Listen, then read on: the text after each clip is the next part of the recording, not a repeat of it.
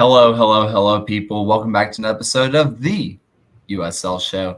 It is great to be back. It is wonderful to see you all again and to see Sean Morrissey. How are you? Doing well. Happy to have you back. It feels like it's been a minute. Yeah, I haven't seen you in, I guess, 2 weeks, which, I mean, when you think about how often we do this, it's kind of a long time. No, seriously. It might have been when you were remote producing when we were in Portland. Yeah, that's the last time I've seen you. Yeah, Crazy. crazy. Yeah, I haven't seen the chat since, so I just want to say thank you for all the people who paid attention to that. I'm still editing the video that's going to be coming through, like the full travel thing. It is being worked on. It's almost done. Just trying to get finishing touches. But thank you for all the support on that. It was crazy how many people consumed that, how many people enjoyed seeing it. So seriously, thank you so much, and thank you to our patrons as I am trying to pull up the names really fast because I do believe we have a new patron, which is, I want to thank, make sure we got it right. Yes.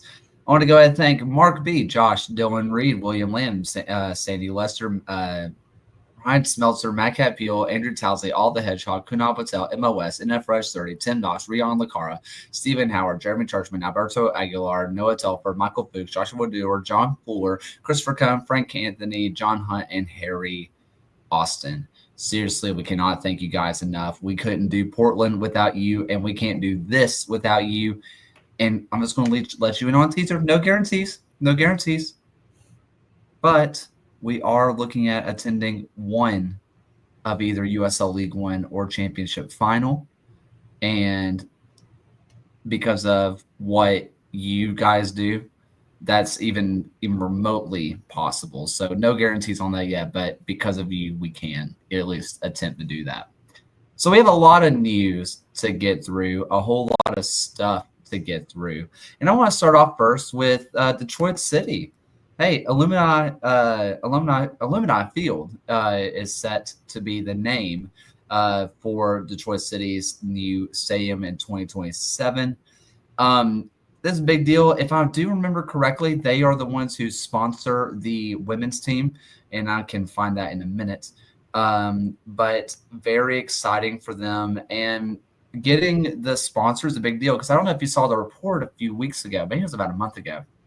The initial renderings had them coming out $15 million over budget from what they originally planned. And now we see that they even mentioned in the article that a sponsor was coming. So not only does having a sponsor make this feel, well, real because they are financially obligated to build said stadium, but they were able to go over budget and the dream just didn't die, which is amazing for Detroit City. Yeah, and you think about what the stadium sponsor means.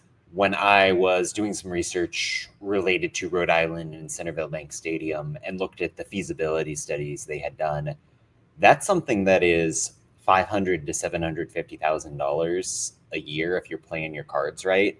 Now, that's not to say I have any information about Detroit's situation. I don't. But you imagine it's going to be a pretty significant windfall. And to get that coming from a company based out of East Lansing that has existing connections with the club, huge to see. And speaking to the project itself, they're nailing down the idea of 15,000 capacity, that D1 viability. Everything about this feels like the natural next step for the Detroit City project writ large. Yeah, and this was brought up to, okay, so it got a little bit of update. Alumni sponsor, Alumni Phi sponsor both the men and the women. I thought they were just women last year. Someone can tell me if that's right or wrong, but it's men and women. Thank you. This is, I didn't realize it until last time we started talking about this, is that Keyworth has not always been the home of Detroit City. I thought it had been, but someone kind of corrected me on that at some point last year, and thank you to whoever that was. But isn't it kind of cool that we get to see these iterations over time? Like, we are seeing grassroots clubs like Detroit City start off in a field, right? Like a field with maybe a gate, some nets, Then they go to somewhere like a historic Keyworth and now move up to having their own field, their own stadium. It's true organic growth that I think the USL tries to force, not to say force, but like try to manufacture. We have this grassroots thing. Detroit City did it, frankly, on their own. And it's incredible to see.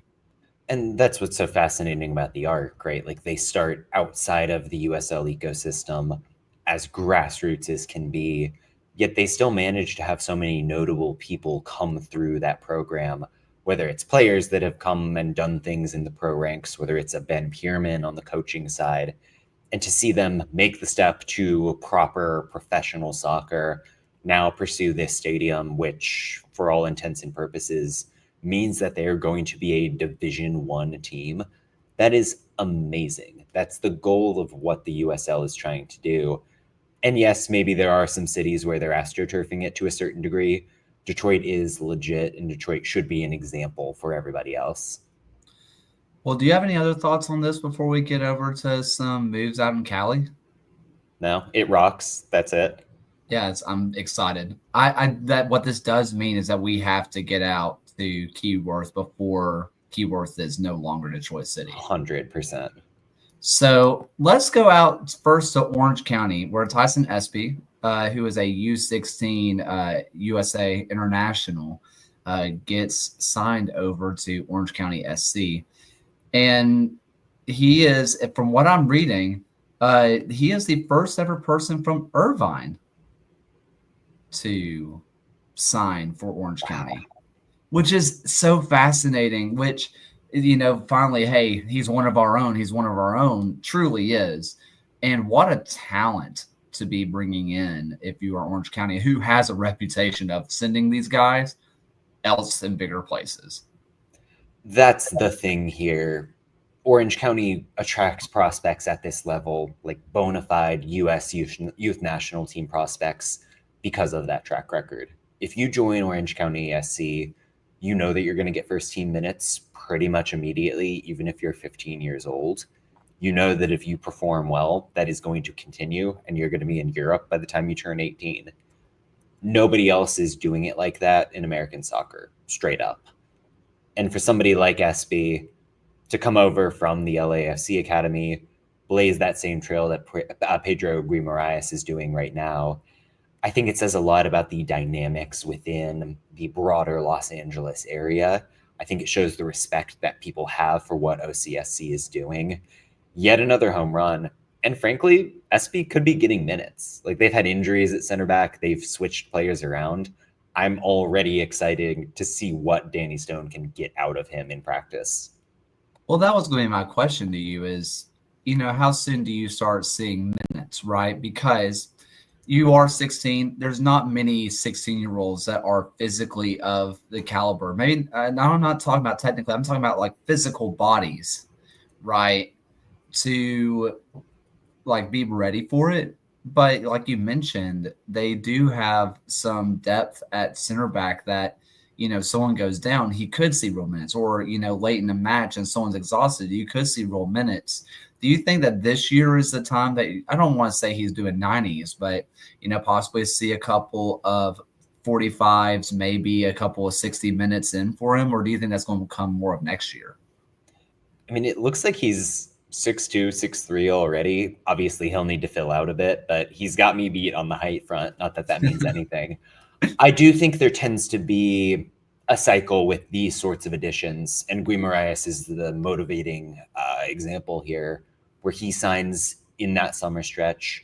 He gets a couple appearances off the bench. Maybe if there's a garbage game late in the year, he'll start. And then it's year two, once you've had the winter to really grow and figure out the system and just get physically bigger, like people at the age of 15 or 16 tend to do. So maybe he'll get some cameo minutes depending on injuries, but look forward to a real impact in 2026. Just my guess. Yeah, I mean, for me, I'm just kind of tracking to see how Orange County handle it. And I'm a Birmingham guy, so I'm going to make the connection here. How they treat him between Rami Zamuda, who's with Birmingham, because Rami is a center back for U19, U20s, whichever. There's so many U insert number. I don't try to keep track of it. Yeah, he's in one of the U's. And when he first started playing, he was playing more left back than center back, despite being a center back at the MLS Next Pro and at the U.S. youth national team level. They started him off on left back because it's not as physically demanding. So that's also an option if need be, if they want to get him minutes without sticking him right in front of a big body forward. No, perfectly valid way to get him in the team. I know we're a little bit late in the calendar for it, but what they've been doing with some of these prospects at OCSC2 has been really impressive as well. It's another feather in the cap for the best club doing it in youth development right now. I want to kind of bring up something that Edwin says in chat, and I'm trying to remember his name. But Edwin kind of mentions Milan Olowski being their first quote-unquote genuine success story, talking about Orange County. Who was Kobe? Henry? Kobe Henry, Crede Oshandina. I mean, Aaron Cervantes going over to, I think, Rangers even before that. You can argue that Olowski, like going over, getting senior minutes, and then moving back to MLS for $1 million fee, that's more meaningful than some of the prospects who are still kind of finding their legs. But no matter what, that's money in the bank for Orange County. Yep. So I don't know how much they care. Speaking of money in the bank, Birmingham Legion decide to sell on Danny Trejo out to Oakland Roots, where for the first time in Oakland Roots history, people are going from Phoenix to Oakland as opposed to the other way around. So kind of a big deal for Oakland, where they get to reunite Panos and they get to with Trejo, see how that works out. For an Oakland Roots team who has seriously turned it around, if Danny Trejo can find his form, definitely the biggest signing ever in Roots history. Let's ignore what happened last summer with, oh my God, who was it? It was the guy that just out of nowhere they signed and only played 2 games. Oh my God. I'm blanking. He played MLS, whatever. He was going to Phoenix forever. Dom Dwyer. Dom Dwyer, yeah. We're not counting Dom Dwyer. I mean, Trejo, if he finds his level again, is the best signing in their history, right? I mean, it sure feels like it, doesn't it? What we saw, well, it depends on the Danny Trejo they're getting, I think, at the end of the day, because, and I'll let you cover some of the Birmingham side of this, but I think it's kind of safe to point out that Danny Trejo has had a very disappointing season with the Legion so far. I was looking at some of the high-level numbers comparing what he did in Phoenix in 2023 when they won the title versus his numbers from this season in 2025. He's attempting about 2 dribbles a game. That was 4 in Phoenix. He's attempting about 33% less shots per game. It felt like the fit just wasn't there. And I'm not saying it's going to be perfect immediately in Oakland, but the way that they have improved in possession under Benny Feilhaber, the way that they just have this sense of rhythm and flow offensively, you can imagine Trejo finding touches in that rhythm, being able to be more aggressive with the ball at his feet. Obviously, it comes with that connection to Panos Sarmanakis. I am really high on the fit. And I think the other thing I want to point out, he's going to be wearing the number 99, which just rules in general. Love that for him. Yeah, I think for Trejo, I think there is obviously a fresh start aspect to this.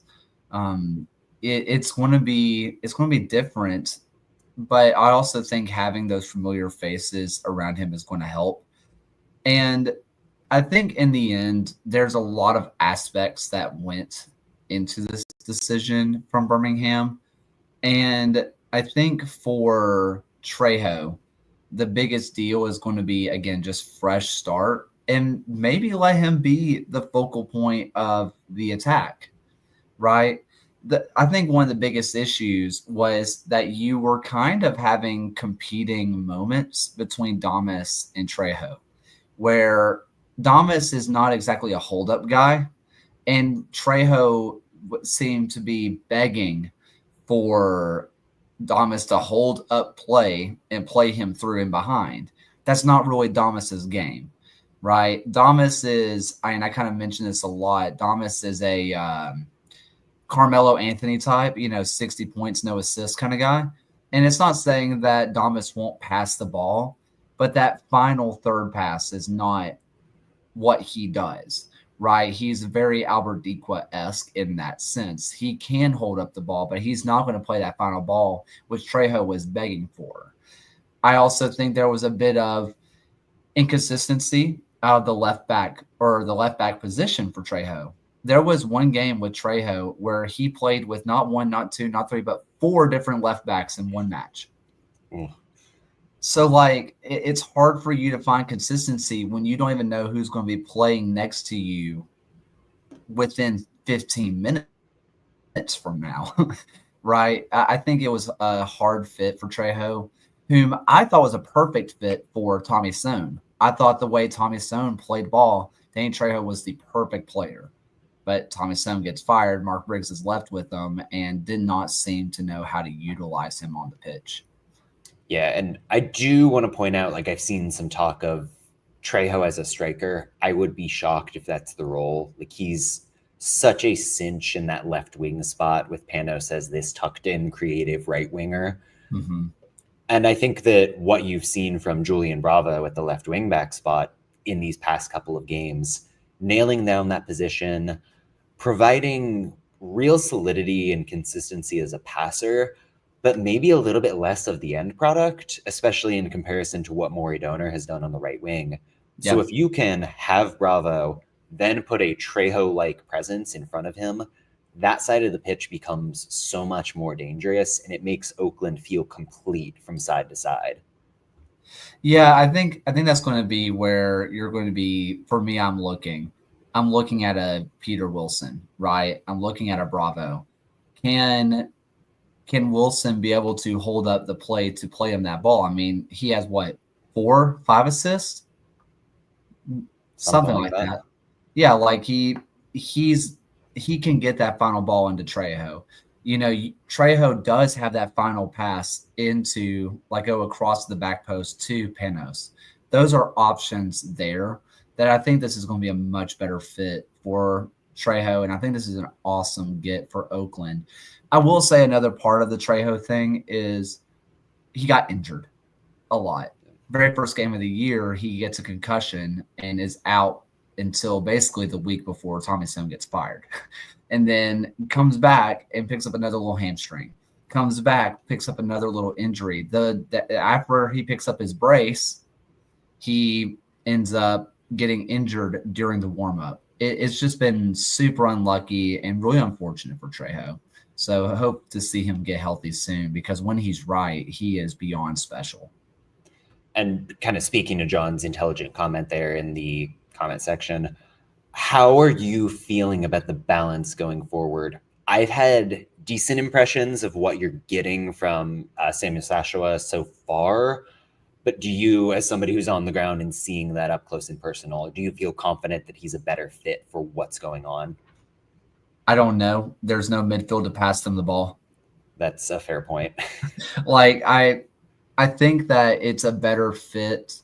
I say that because Joshua and Pasher are both playing their inverted roles just like Trejo was. The difference is that Trejo never got moved to his correct side, if you will, to put in crosses.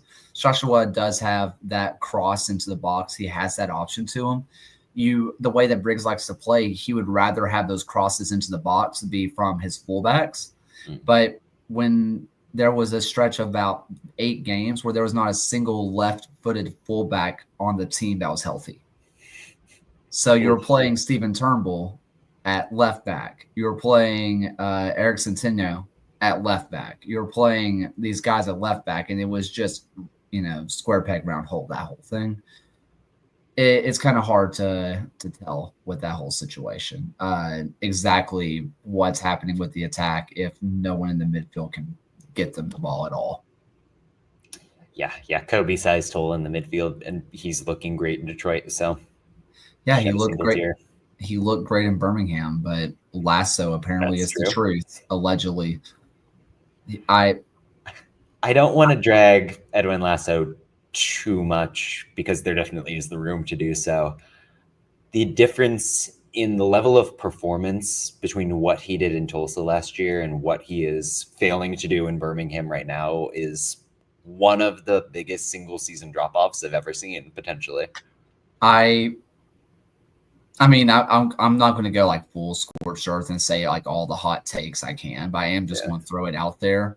So far, it's unbelievable. His long diagonal balls, if you give him a pass of 30 yards, it's pinpoint. But dear God, don't be 5 yards in front of him. He will not complete it. It's bizarre. It is just so bizarre. He is a physical player who's really good at being physical, but he's always a half second late. So he's picking up fouls and yellow cards. He is quickly becoming one of my least favorite players I've ever seen play for Legion. And I think what makes me I think what's making me dislike him is because you can see how good he can be. I think that if he was just bad, he wouldn't play, right? He is a good player that's just not playing well, and it's really infuriating. Now, that totally makes sense. So, you want to go out to League One? Let's do it. All right. Oh, by the way, I do want to shout out really fast because I don't think we're actually going to talk about them. God, Hartford's actually good now. I think they're the third best team in the East, maybe the fourth best team in the entire USL right now. And I feel pretty comfortable saying that. Yeah. Can I just kind of throw some out there with why they're good? Siaha being just an arrogant jerk has been so good for them. Like, I love Siaha. Yeah. I want to throw this out there. I have full respect for him. I'm not saying that as like a sad like Legion fan. I appreciate his on-field cockiness so much, and you can tell everybody else feeds off of it. When he got the first and then second penalty save, like it was electric. Honest to God, I was kind of hyped up for him. The way they celebrated, I was kind of in on it. They feed off of him so hard. Every Rhode Island fan was upset after what he did after that game with grabbing in the nether regions. I thought that was the best thing I've seen all year. Like, I'm just so into every bit of aura and vibe he's bringing to the table for that club. I'm about it. And honestly, hey, if mentality goes, if he's the one that leads it, not many other people you'd rather have like leading the vibes, vibes. And he's totally a kind of goalkeeper who needs to almost inflate himself and trust the fact that whatever decision he makes, he's committing to it and being bold and like just owning that process. You've seen it with some of the times where he's trying to be a sweeper keeper. You see it with the way he manages the box. It's the rare goalkeeper who's like genuinely fun to watch. Yes. He also can throw the ball all the way to halfway. And like he refuses to kick the ball. He refused to punt the ball, but he just throws it as far as he can. It is so sick. I love him. All right. So let's go out to League One, where I want to start off with. I mean, have you hit your inhaler? Are you okay? Have we calmed down? The 5-4 win for Greenville Triumph, where hey Mark, I'm going to call you out here. I did get a DM that said, "What just happened?" Amazing. Like, dude, it is one of the most entertaining matches, and I always feel like it's Greenville. Usually, Greenville does this against Tormenta. They usually have one of these stupid matches, but look, you end up having a 5-4 win. The Greenville Triumph fans who made the trip up were having an absolute blast, and you can't even blame the red card for Juan Moreno for Charlotte to what caused this, because Zawinski gets the game winner only afterward. It's still 4-4. 3 penalties called in this match. It was just League One magic at its absolute best.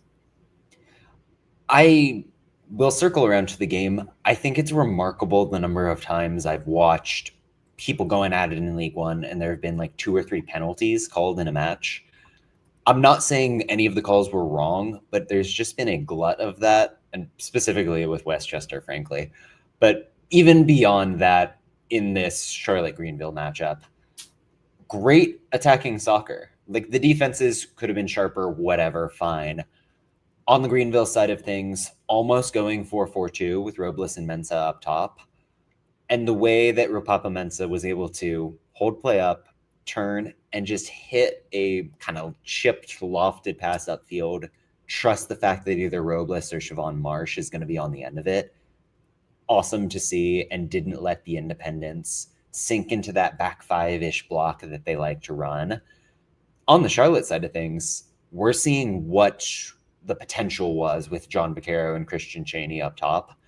Those guys have so much gravity. Defenses have to respect what they're doing. For a Greenville team that's been really good about staying disciplined, I thought that the independents did their best to try to target Agakwa at the left back spot, try to find those advantages in the channels. I'm not mad at it for either side, because sometimes you have to just give it over to the chaos. This was League One chaos at its best. You know, there's just some things to me that are just so fascinating. Like, somehow, some way, Christian Chaney gets a brace on penalties. He didn't do a whole lot else in this match, but by God, he got his. Like death taxes, man. Shout out to you, Christian Chaney. One thing that's kind of interesting to know, and I understand one of the goals is a penalty, and I really can't blame Levy for any of the goals that I can remember off the top of my head. Like, they all just seem well taken, well struck, and then, defensive errors. I don't really see goalkeeping errors. But you also have Charlotte, who just brought in Knight, former Lexington SC man. Do you think that puts a little bit of pressure in that goalkeeping room? Me personally, as my own human being, I don't think it should, because Levy has been very good all year long.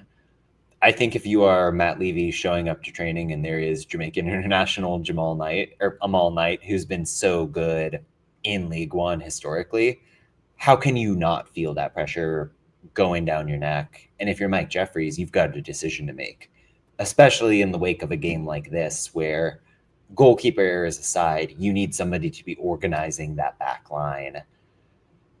I don't know, man. It's a tough situation, because, again, I do think Levy's been good this year. I do. I mean, this obviously feels like a match that, if I'm Levy, right, I am frustrated that I conceded 5 goals right after they bring in Amal Knight.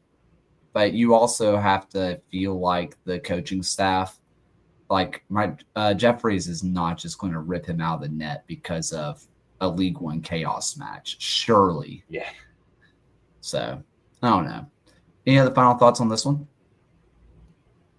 I want more games to be like this. Well, luckily for you, we kind of have like 2 more to talk about, because League One is awesome. So let's go out to Ford Madison, where, hey, apparently some major news is coming with Madison. They have been kind of dropping in the little hint of something major on the women's side coming on the way. Safe to assume Super League? I mean, it would be wild if it's like we're going to the NWSL. But at the same time, yes. I mean, they've been listed, I don't know if they still are, as a future expansion effort for the Super League. Fills an important geographic hole for the league, and you hope eventually Detroit and Indy and those sorts of clubs are going to get in the mix. But yeah, Forward Madison continuing to be part of that pack that leads the way for League One. You love to see it. If they can keep the momentum going that they have with the men's side and take it over to the women's side and keep that same kind of energy for it, they are going to be competing with a Tampa Bay Sun and those kind of clubs for being the best atmosphere that the Super League has to offer. I really hope to see that's what it is. I'm really excited, even if it is a W League team, but I think they mentioned pro soccer. That's just so good for the league. So let's talk about Ford Madison and One Knox. One Knox gets an early goal, but is tied again. And then once again, One Knox takes the lead, but in the 90th minute plus 2 minutes, you get Gary McLaughlin gets his goal to make it 2-2, and that's how this one ended. Where I'm just going to ask you about McLaughlin really fast. Do you feel like this may be the moment that finally re-unlocks him as what we saw with North Carolina? I sure hope so, and I think he really does have a role to play within this team. I mean, I wrote a bit about the lack of a complete midfield that this team has suffered from.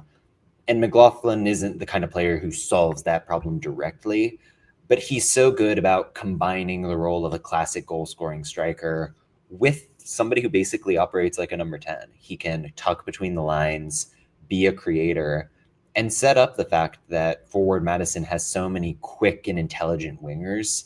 And obviously, Gebhardt is the prime example of that. But what they're getting recently from Chris Garcia, I think, has been excellent. Nico Brown getting over to the right has been very good. If McLaughlin can be the centerpiece of the offense, the hub around which the rest of the spokes are doing their thing, this Madison roster just makes more sense at the end of the day. Yeah, and I mean, I left very impressed with what Ford Madison has been doing, who don't look now, but they're slowly climbing their way up the table after being horrifically bad.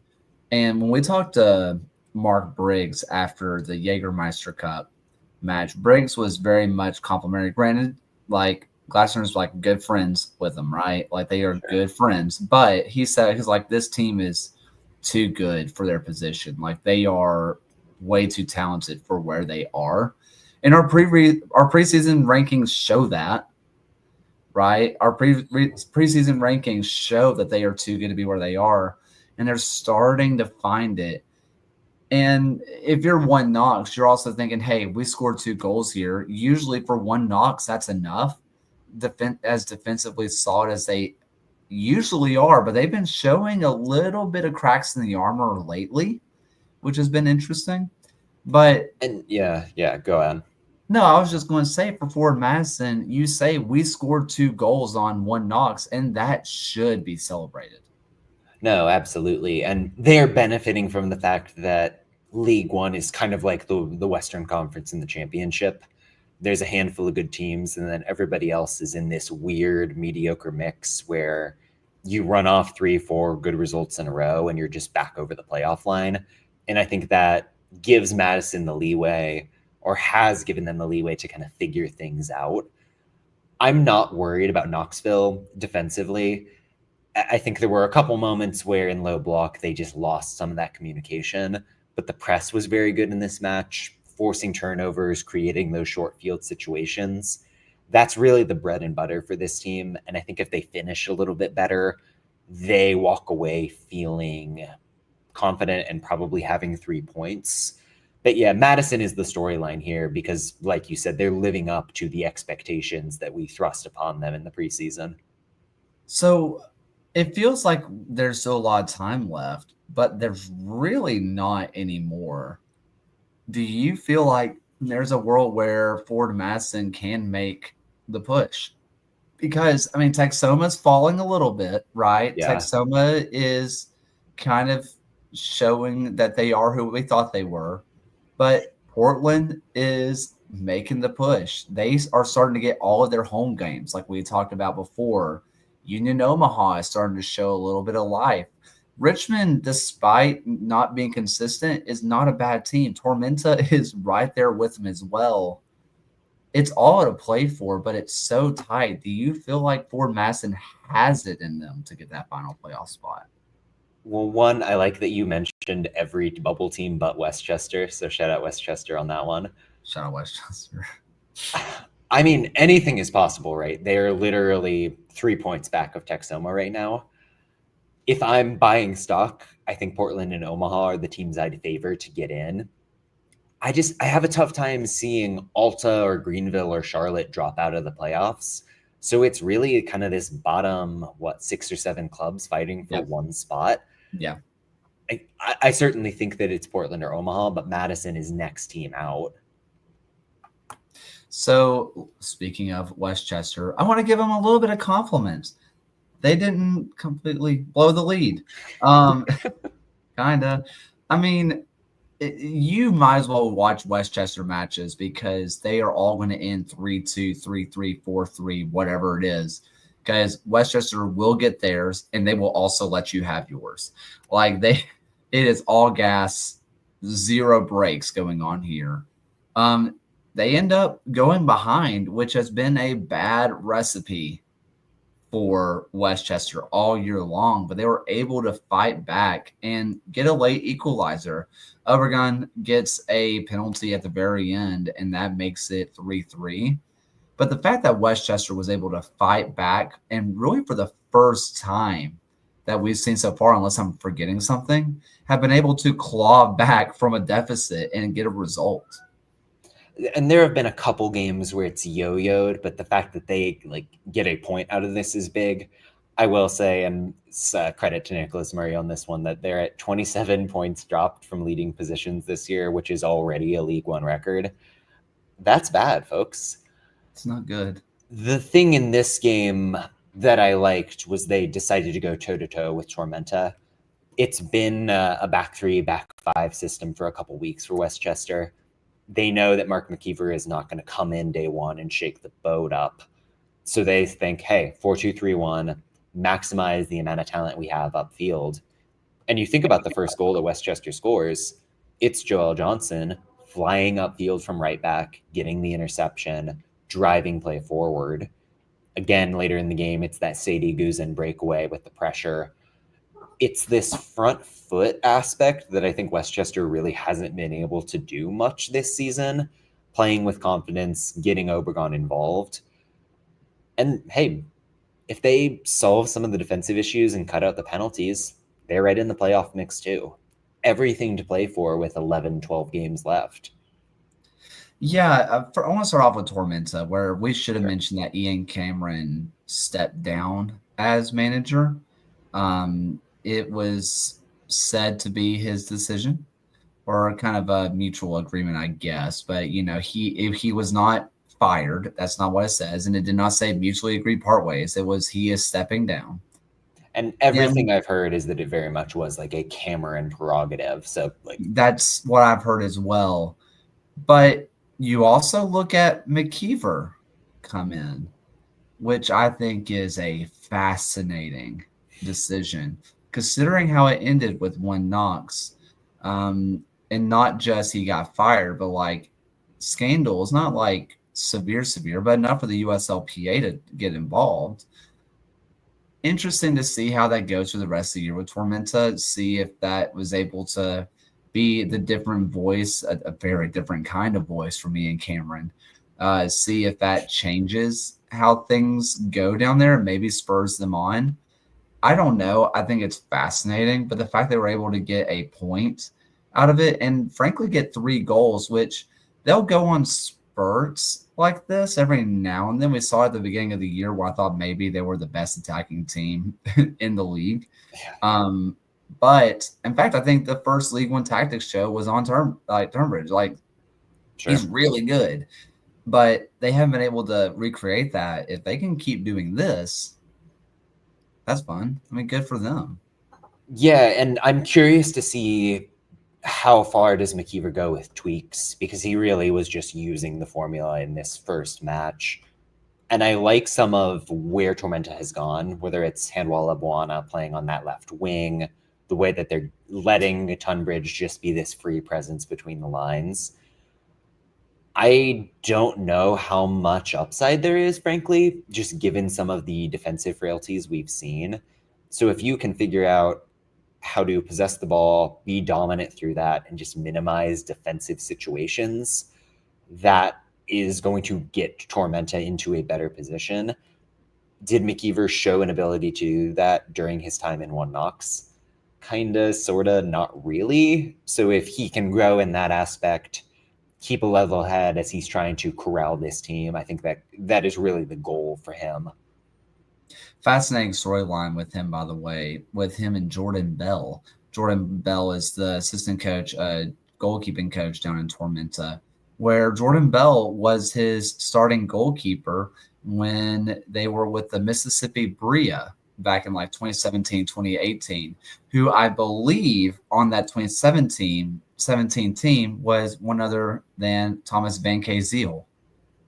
So I did not know he was part of that organization. Love to see it. yeah. So McKeever. Yeah, they beat Indy 11 in the Open Cup. I think it was 2018, I want to say.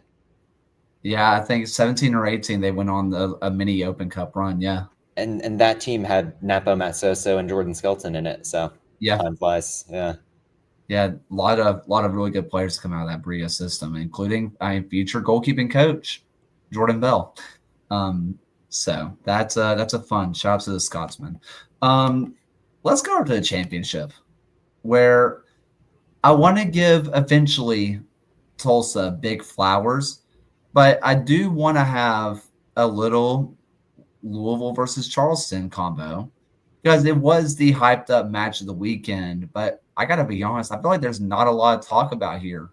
Louisville killed them in the first half and said, go on, kids, have a good time.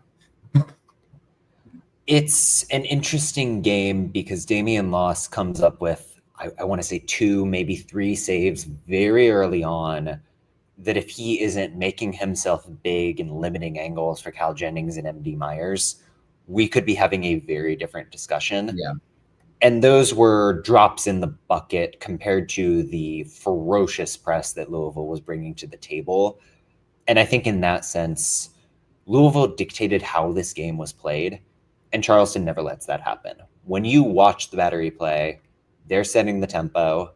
Aaron Malloy is going to take a million touches, and when he wants to speed the game up, he can. He can break lines into someone like Juan David Torres and do that job. And Louisville, in the way that they kind of split up their midfields, so Kevin Lambert pressing a little bit higher, tracking the number 6 type of players, Taylor Davila sitting back, playing center field and just intercepting anything.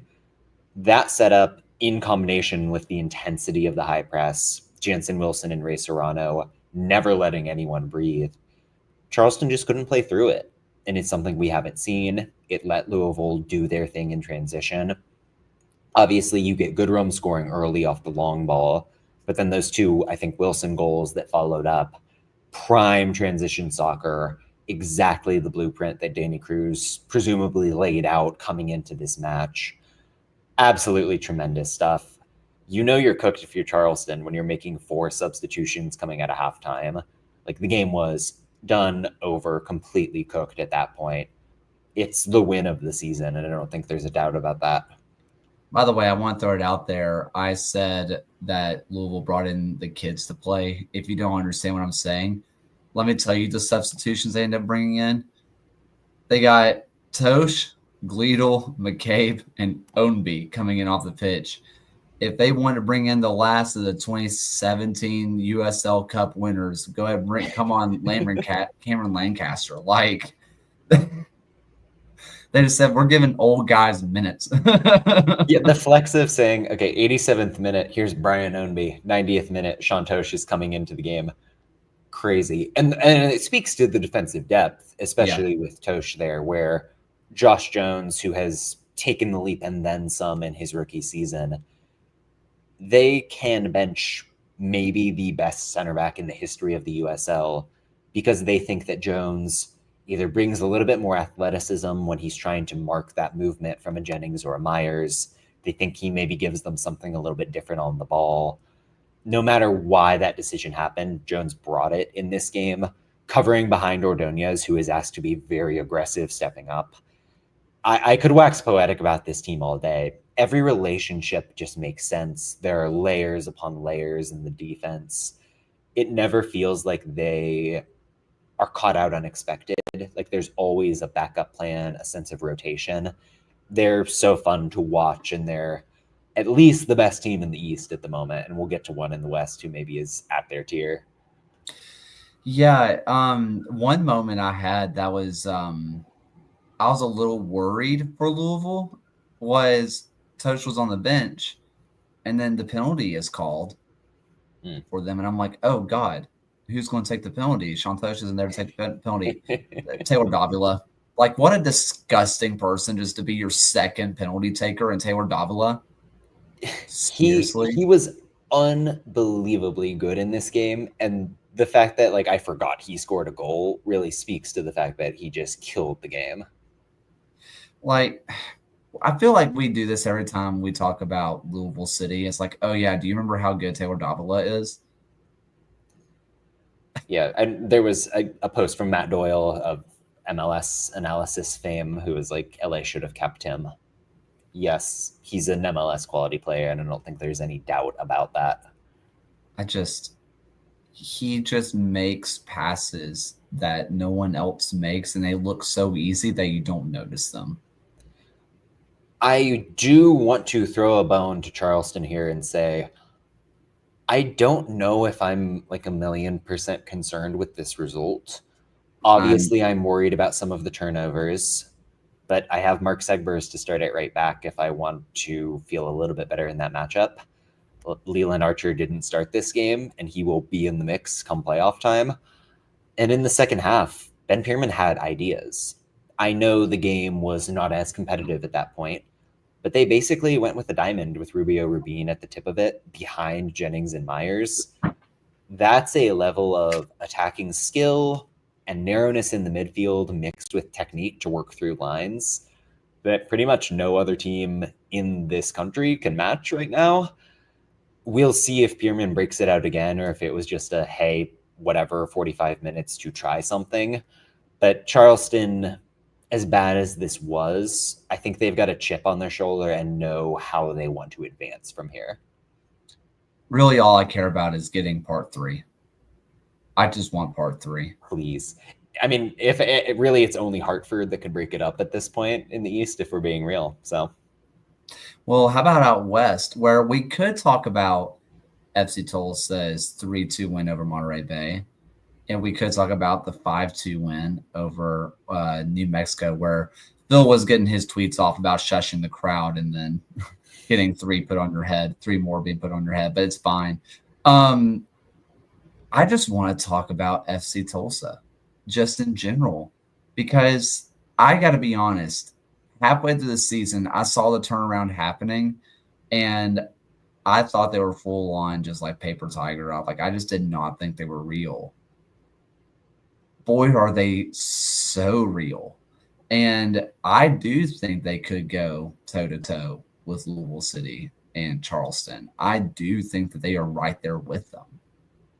I mean, a month ago, we saw FC Tulsa go to Lynn Family Stadium and do what Charleston could not, which is get a point, battle for 90 minutes. I was lucky enough to get to talk to Luke Spencer a couple weeks ago for a piece that I wrote about this team's success. And when I go into these conversations with coaches, naturally, because of the nerd I am, I kind of want to dig into what is the tactical identity, what's the driving philosophy. And he really just highlighted the fact that he wants to be adaptable. He has principles, he has certain things he's trying to teach this team to do, but he wants them to be able to be versatile and no matter the situation. And I think what we saw this week was the prime example. That Monterey game, you really saw Monterey Bay be direct, be vertical, win some of the second balls that most teams have not been able to win against Tulsa. And then they come out in the second half. Stefan Lukic gets into the game. It's what we've seen from Lukic time and again, in that he's got the physicality. He can help you slow the game, get a little bit more direct, but he's got that goal-scoring punch. Fast forward to New Mexico, some just real bad defensive errors early in the match. And this was Luke Spencer experimenting again. They went with a 2-striker shape with Trevor Amon next to Taylor Calhera.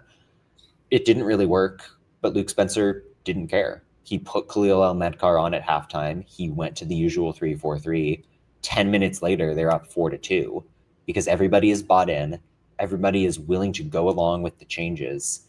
The fact that Lukic is scoring goals for fun and is content to just come off the bench, the fact that El-Medkar, who was the guy who scored the equalizer at Louisville, is doing the same thing, that speaks to a level of camaraderie, a level of buy-in that few clubs can replicate.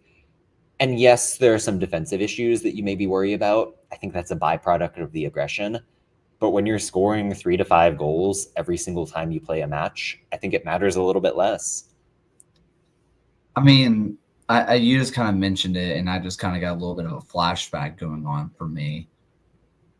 If they can really unlock the partnership between Trevor Raymond and Arthur Rogers again, like they did in NoCo, even if it's half as good as what it was in NoCo, are they favorites to win the USL? Because that partnership was disgustingly good. And then you look at an Ahmed Carr possibly coming in off the bench, all those kind of players coming in. That's unbelievably good talents that coming into preseason, I didn't think was there. And the thing about that relationship up top, because Calhera, I think, leads the league in XG right now. He's been unbelievable, 10 goals to his name. Yes, it's the scoring with him, but he's so good about battling and dueling and putting his team into good positions. And if he can be that anchor, provide some scoring, but set up situations where Trevor Ammon can do what he does best, which is just poach, be a very natural and instinctive finisher, you see the framework of that relationship already coming together. And you're right to mention what that means for Rogers, who we know can be a distributor, who we know can step up from that right-sided center back spot. I do think that it's going to be a very Tulsa, Luke Spencer situation where we might see it for 45 minutes and then switch over to something else.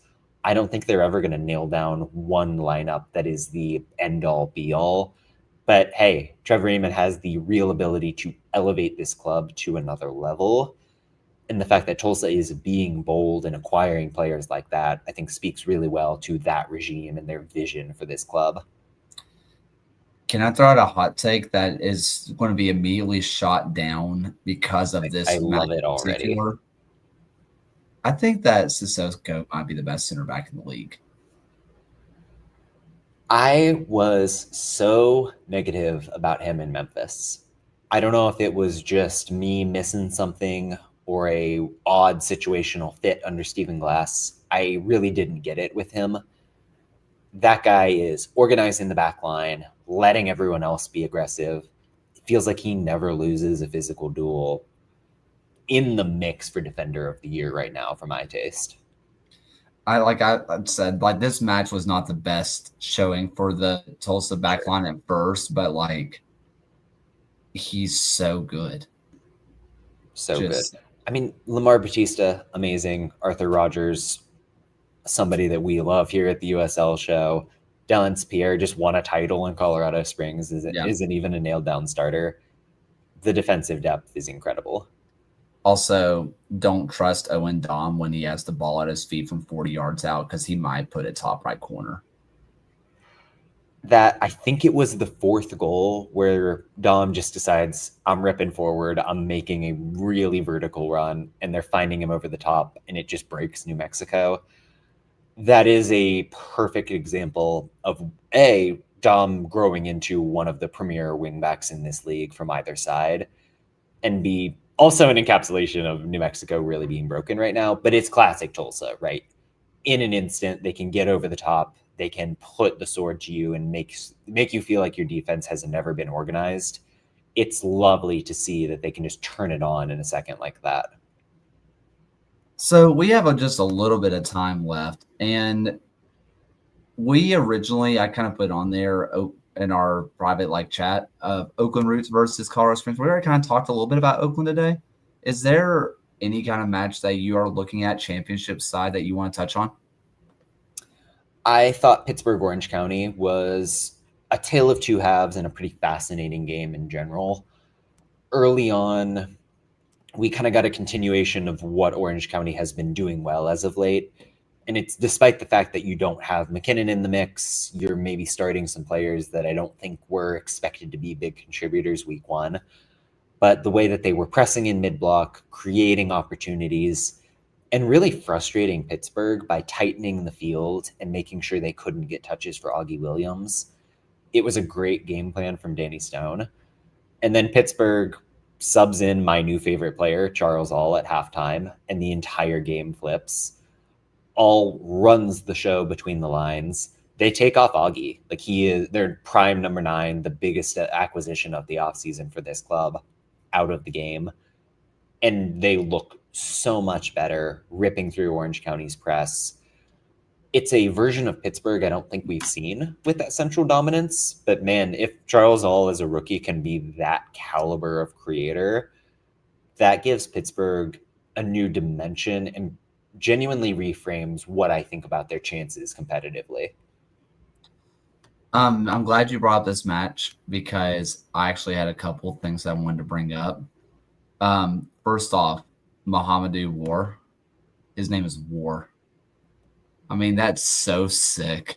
Japanese international Mohamedou War. A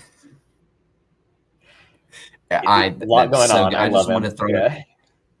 Like, he has quickly joined my Wolfgang Prentice best name in USL. Like, it's him and Mohamedou War. If we can return to Oakland for a second, yes, free Wolfgang Prentice. Like, he's not playing wingback anymore. They've got Gomez and Patash at that left wing spot behind Trejo. I don't know. Send him back to Madison or something, but free Wolfgang. Please. Other thing, I'm glad you also brought up All because I think he's awesome. I think he's so good. I want to just kind of, because I wanted to talk last week, but I wasn't able to make the show. Yeah. So the people who are Bob Lilly out, you guys are absolute idiots. Like, I don't understand. I genuinely don't understand. You can sit here and tell me, like, oh, well, we haven't won in the playoffs. Like, we didn't win it all in the playoffs. I'm sorry, and I want to preface this with, Augie Williams is one of the best strikers this league has ever had.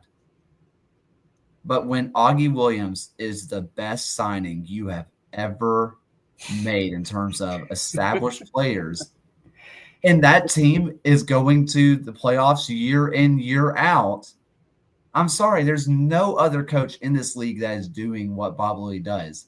Is it a little Tampa Bay Razy for a baseball team, right, where they kind of pick out talent, pick out the things that are going to work in his system, and it's going to work over a full season? Yeah. Has it worked in the playoffs? No. But who has it worked for in the playoffs in the East?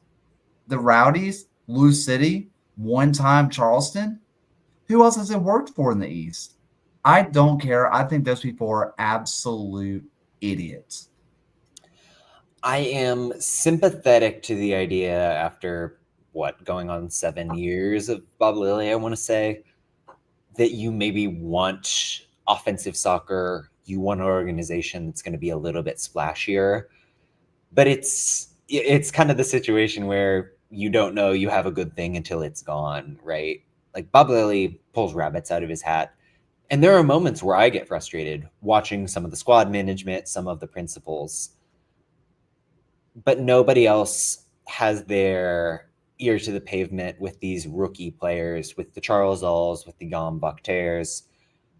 Everything that they do in terms of that squad composition is a minor miracle that as soon as Bob Lilly leaves Pittsburgh, that goes out the window because nobody else does it at that level.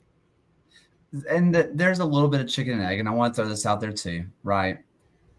Does Pittsburgh not splash money on players? Correct. Yeah. Because Bob Lilly is so good at signing talent?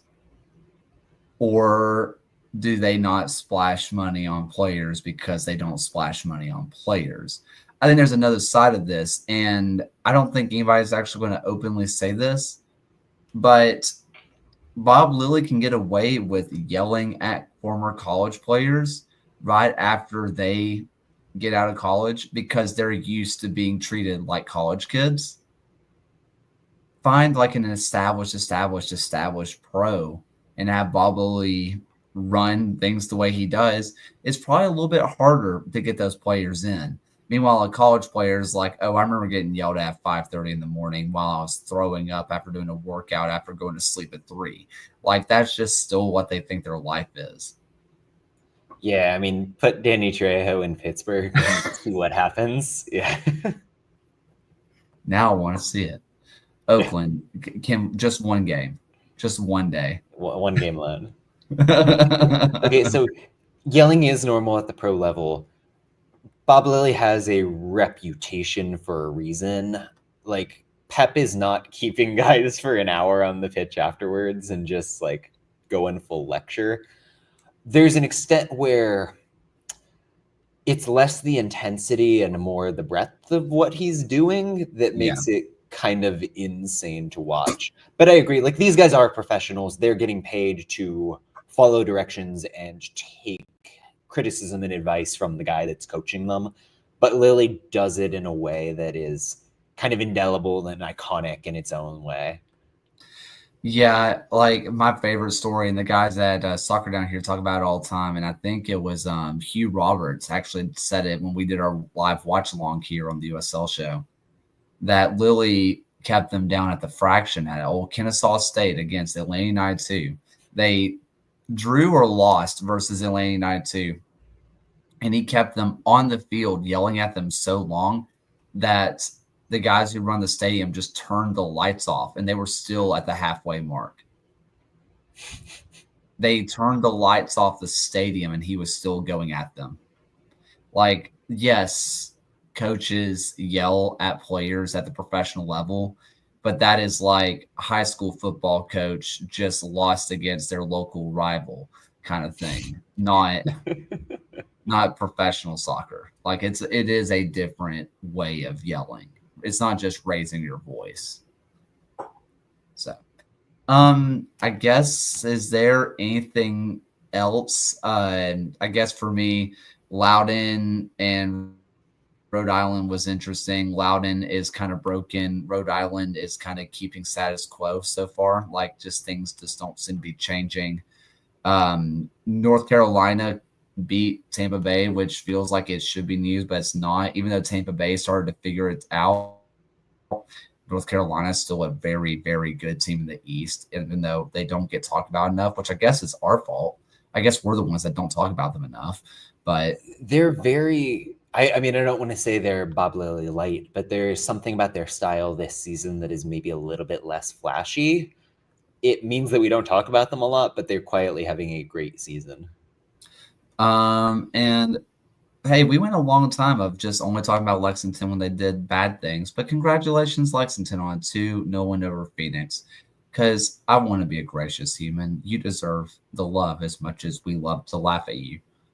So really fun midfield for that team. Like I love everything. Blaine Ferry has been such a good addition. What he gives them on the left foot. I know we've harped on it a million times, but it's crazy that they've gotten so much smoother without Speedy Williams in the team. It doesn't make sense to me. I really don't understand why. Yeah, bananas. I don't. It's so bizarre. Whatever. Can we send Speedy back to Colorado Springs and see if that's like what really gets them over the line? Oh, I mean, that is one thing I want to say. They've been good too. Yeah, they have been good. This kind of goes back to the thing that you mentioned, John. There are no bad teams in the USL Championship. Maybe Legion's one of them, but let's not talk about that. And speaking of which, I think you're talking about the Las Vegas Lights. Watch this space on Backfield because I'm talking lights. Heck yeah. So, anything else that you want to bring up for today? We had Omaha as a possible topic, and I don't have details really, but they're the first team to hold Chattanooga under 40 dual wins in a game, which I think speaks to the fact that Omaha is learning how to be physical in this Becker, Pato, Botello, Faz, Stefano Pino era. They're finding an identity, and it's a little bit different from Casciato ball, but it is getting them results that matter.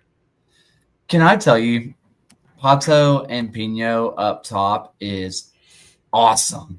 I love it. Hey, dude, give it to the two big fellas. Yeah, I cannot get enough of it. Hey, those two big guys up there. Yeah. It's awesome.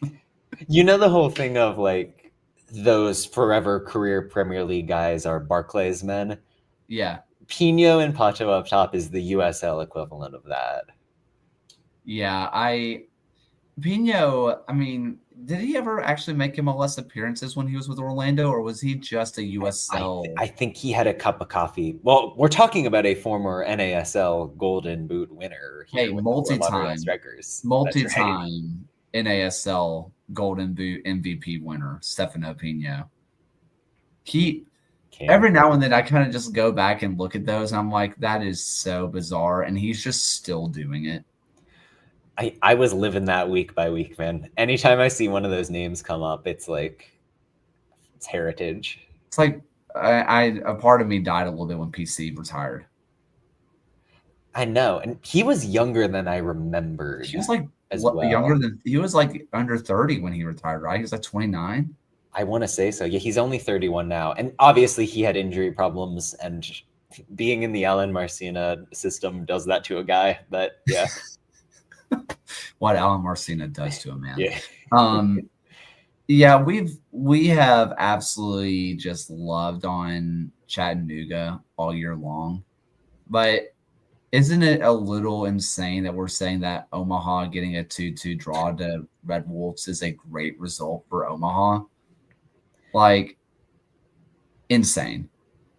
Yeah, like Chattanooga, when was the last time they lost? Like late June? It's been months. They're so good, which, hey, I was so dead wrong about that team, but I love the fact that they're awesome. Yeah. Well, yeah, I'm glad you brought that up because, I mean, anytime I will say, like, I did watch Omaha matches, but ever since they got Pato and Pino, like, it's just everything I want to see. Here's just two guys that are just absolute monsters in the box to just like win headers and occasionally hit the ball with their foot. Like they are there to win headers. That's their job. I am fascinated to see what gives with the Ben Barjolo loan there. Another Orange County youth prospect on the come up. They've been getting a lot out of Mark Bronick, who I think is only like 19 years old. And he had some ties to Casciato, had some Barca residency academy experience. But if they've got Bronick and Barjolo, who are just like dribbly guys on either side of the two tanks up top, that is a mix that is just pure vibes in a way that is highly appealing to me. Well, I think I don't really have anything else USL side, do you? No, we ran the gamut. Yeah. What about some final thoughts for you? Yeah, so obviously there have been a million Alien movies over the years. Basically just the formula of scary big monster guy on a spaceship is doing damage. Sure. There is an Alien show that is coming out, and I assume it's just going to be the same thing, but I'm excited for it because I sometimes just like to revel in the simple pleasures of an alien mauling people. I mean, fair enough. Let's see. The wife lately has been watching Heartland. Okay, interesting. Which I don't know. Like it's Canadian like farmers, basically, just like Canadian horse people. Which I didn't know that they were Canadian at all. I thought they were just normal Western people doing horse things. And then so it's like an Alberta thing, like they're out in the Plains provinces. Yeah. I'm halfway watching. I walked through and it's just kind of on, but I sat down and I thought they were just Western people. And then one of them was just like, I was like, I'm sorry. And I was like, why do they say that? There really is like a band of North America from like Texas through Alberta that is just one vibe. And you can only tell the difference because of the stories and the A's. Yeah, I was just like it complete, and I was like, "Why?" And she was like, "Oh yeah, they're Canadian." I'm like, "What do you mean we're watching Canadian horse people?" Like I thought that was just Oklahoma, Texas. Like, what are we talking about? So there's that. Amazing. Oh, and I am actually probably going to buy finally like a PS5 or something because I've been seeing people play Battlefield 6. Okay. And it's been there has not been any games that have been like, oh, I should actually pay to upgrade, but Battlefield 6 has got me. They seem to be going back, and they got me hooked, and I'm really prepared to be hurt again.